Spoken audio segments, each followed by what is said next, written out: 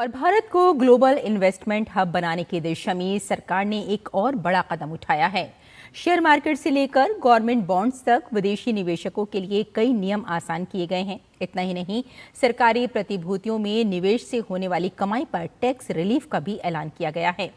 इस पहल से भारत में विदेशी निवेश बढ़ने और कैपिटल मार्केट को नई मजबूती मिलने की उम्मीद है। देखिए ये खास रिपोर्ट।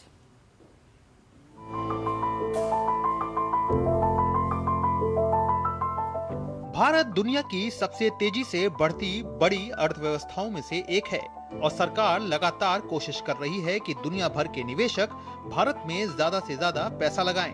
डिजिटल इकोनॉमी, बेहतर infrastructure, ease of doing business और फाइनेंशियल रिफॉर्म्स की बदौलत भारत पहले ही ग्लोबल इन्वेस्टर्स की पसंद बन चुका है। अब वित्त मंत्रालय ने निवेश को और आसान बनाने के लिए कुछ बड़े कदम उठाए हैं।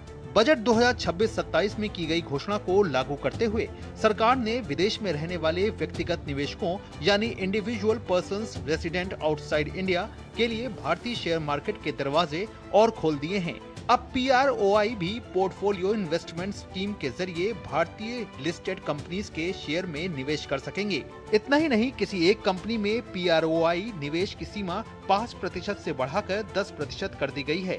वहीं सभी PROI निवेशकों के लिए कुल निवेश सीमा 10% से बढ़ाकर 24% की जा रही है। सरकार ने गवर्नमेंट सिक्योरिटीज यानी सरकारी प्रतिभूतियों के बाजार को भी और आकर्षक बनाने के लिए कदम उठाए हैं। अब फॉरेन पोर्टफोलियो इन्वेस्टर्स को लंबी अवधि वाले सरकारी प्रतिभूतियों और सॉवरेन ग्रीन बॉन्ड्स में निवेश के ज्यादा अवसर मिलेंगे। साथ ही कई निवेश संबंधी प्रतिबंध जैसे short term investment limit, concentration limit और सिक्योरिटी वाइज लिमिट को हटाने का फैसला लिया गया है। हालांकि कुल निवेश सीमा केंद्र सरकार की प्रतिभूतियों में 6% और राज्य सरकार की प्रतिभूतियों में 2% बनी रहेगी। सबसे बड़ी राहत टैक्स को लेकर दी गई है। अब विदेशी निवेशक अगर गवर्नमेंट सिक्योरिटीज में निवेश करेंगे तो उस निवेश से होने वाली ब्याज की कमाई और मुनाफे पर उन्हें इनकम टैक्स नहीं देना होगा।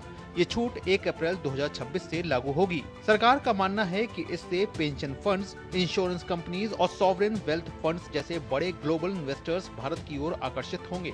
कुल मिलाकर लक्ष्य साफ है, भारत में निवेश को आसान बनाना, विदेशी पूंजी को आकर्षित करना और देश को ग्लोबल इन्वेस्टमेंट हब के रूप में और मजबूत बनाना है।